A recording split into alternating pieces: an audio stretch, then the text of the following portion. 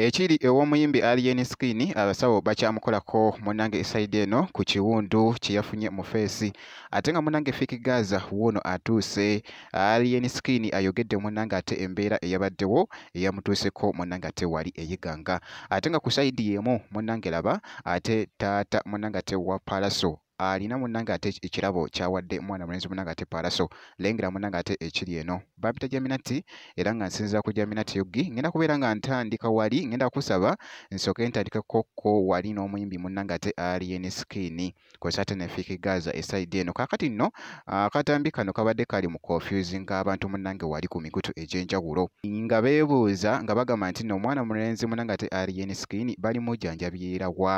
waka oba mu ddwaliro naye nga wali kiraga nti nno omwana mulenzi munnange bali mujjanjabira wakaawe era ng'abasawo bazze munnange ate ewaka nga bakyamuwa treatment ku kiwundu kino kye yafunye munnange ate wali mu feesi ekyabadde ekyamaanyi ennyo era nga omwana mulenzi munnange ate akyali ku treatment esaidi awo era nga boogeza ku munnange ate okulaba akatambi ako. Kakati nno era ku saidi y'emu juga nti no Fiki Gaza olwavudde mu kkomera ate yasibidde wa mwana mulenzi munnange ate Alien Skin era nga wali abadde ali munnyonnyola wali nga yeebuuza mwana mulenzi munnange ate Alien Skin ku bizibu ate munnange ebyamutuukako wali ate yiganga ng'agamba nti nno yiyi omukolo munnange ate ogwa NRM ate gwaliko batya abantu munnange ate aba NUP mboba basuubiriza nti nno ba be bamutuusako obuzibu munnange wulira ekibadde mu katambi saidi eno.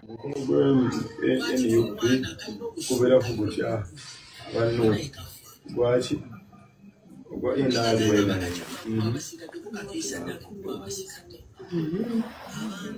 bana excuse yaabwe yogamba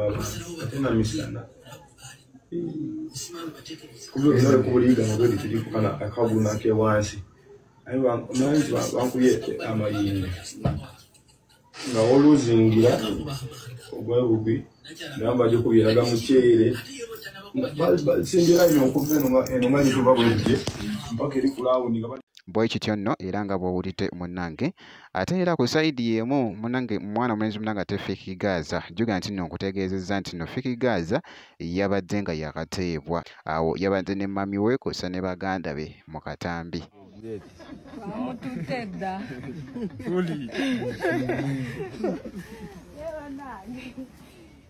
Andi bakubidde neri ya comment chengeno bakuba ogena gipandikira embirere ekiro bwe kityo nno munnange ate bwe kitambudde esaidi eyo era nga bwenti wencekizawo ku bantu bano kati kankuggyeyoko ate nkutegeezeko esaidi eno Palaso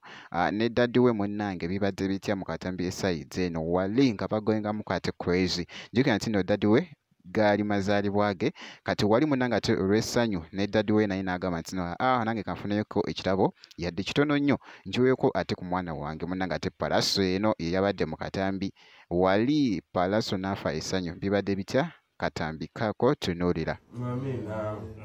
banenga neyanziza nga neyanziza Daddy wa Palaso ne daddy ng'okaluba bannange nga neyanziza olabye taata wange bw'ataggwayo LED lamp anaivanikira n'akakwatako mama zayo nyaba ekisambi ekiro yagamba biki mama zayo nyagala mulabako ekiro iyi nkamanyi bulungi tumanyi kyonkoze obadde anti onzise ofune chupayo bana bambonyabonya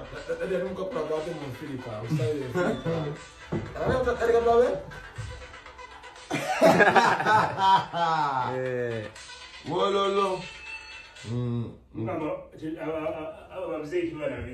banaye kalungi nga neyanziza nnyo dadi ine dadi gwatalinyanyanya akantu kano wakatirewa nekatuyitako wali nga tetunakafuna nokatusookako tokalabanga kako ne mukibuga kalimukama negadi byonna nkulaba mzee wadde otukoma enkyo olwesunze kyali okiri ogirabye njirabye mweri bulungi yino njagala kukazaamu nga bookampadde ana abaana bakanika n'ebikola balinga fenge tojjukire kawempe nga tukanika n'ekiramu bwe kityo nno munnange ate bwe kitambudde era nga akatambyako kabadde kagetingako wali ate vailo ku mukutu munnange ate gwa TikTok. Bweti bwe nkoze era nga bwe nkikizawo ku bantu bano nkakasa nti no video gimpya like kusa n'okusubscribinga ngenda kubeera nga nkomawo ate mu maaso yo katono nnyo bwe nti.